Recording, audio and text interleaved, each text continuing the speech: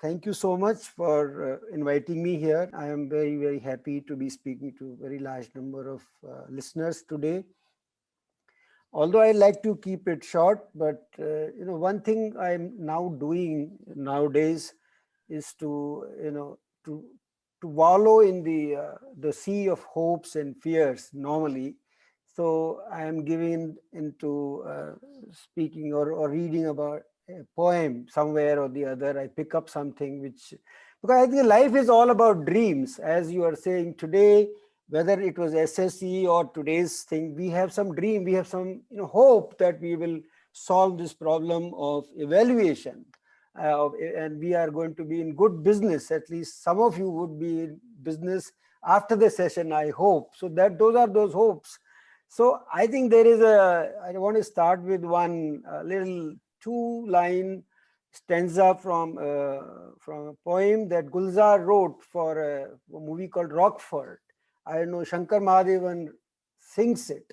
I don't know whether you've seen the movie. And it says, आसमां के पार शायद, आसमां के पार शायद और कोई आसमां होगा, बादलों के पर्वतों पर कोई बारिश का मकान होगा, मैं हवा के परों पर कहाँ जा रहा हूँ कहाँ. It goes on like this. So you're building castles in the air. We all dream. We want to build a house of rain over clouds. So we actually all dream impossible dreams. SSE is one of those impossible dreams. And many of my work, SRIJAN or whatever I've tried to do, we start with those hopes and those dreams. That's why I thought it's important to bring the dimension of being, all of us are romantics, or all of us are children at heart, because we want to do something new and we want to realize what we want to start with this. So I want to talk about the social stock exchange being a dream. Dream doesn't mean it's a real dream, and we hope it is not an unreal dream. What is the social stock exchange hope and dream? It is that we will remove the trust deficit between the market players and the people who are NGOs, those who are in the not-profit sector primarily, not so much on the for-profit enterprises, but the not-for-profit organizations, NPO they call it. There is supposed to be a trust deficit. There's supposed to be a dichotomy between the people who make profit and therefore they can donate, and the people who actually don't make profit and they've given their life to doing something for society.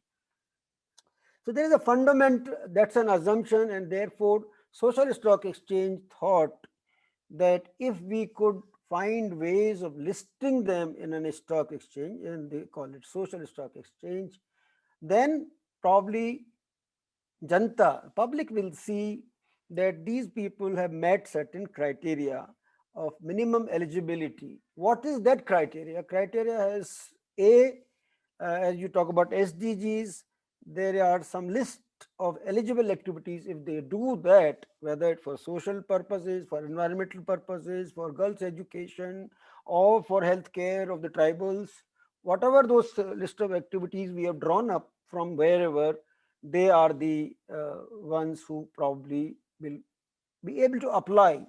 But that is not enough. People can say, I'm doing this and I'm doing that for the poor people. So our listing criteria has norms which says that you should be able to meet certain governance and accountability norms. Now, what does it mean?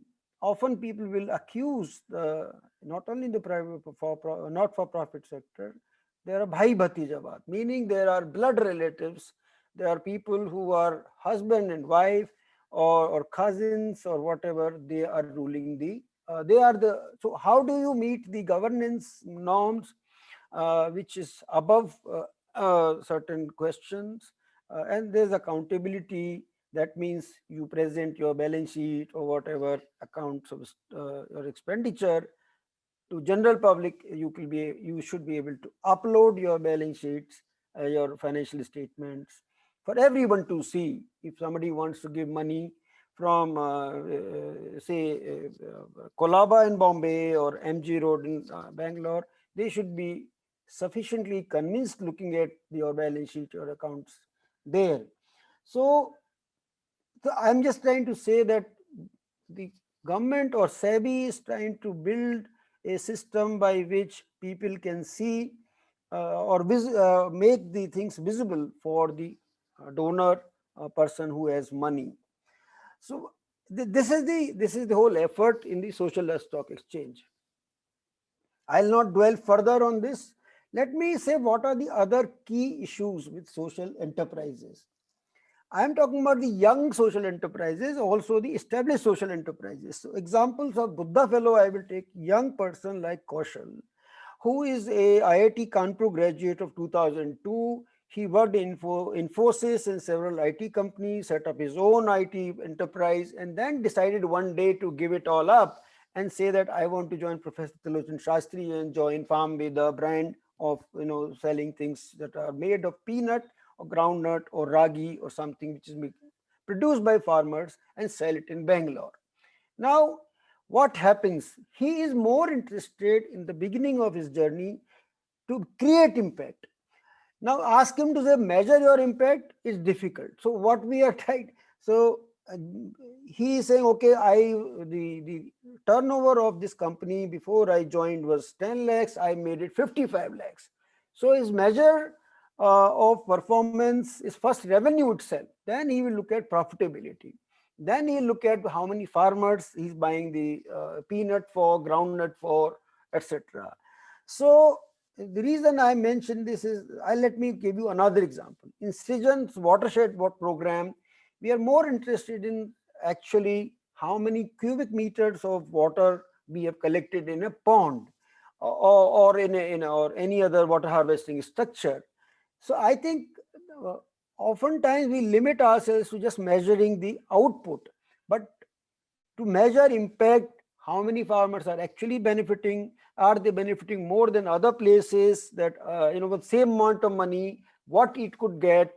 There are those questions that often implementers, people who are in action, they they see that we cannot be, we don't have time, or not that we cannot be bothered about, but I think this is the first challenge that we face, that their primary energy or maximum amount of energy goes in creating impact with the target community. That is the first thing I want to say, whether it's for profit or not for profit organizations with intent to create social impact.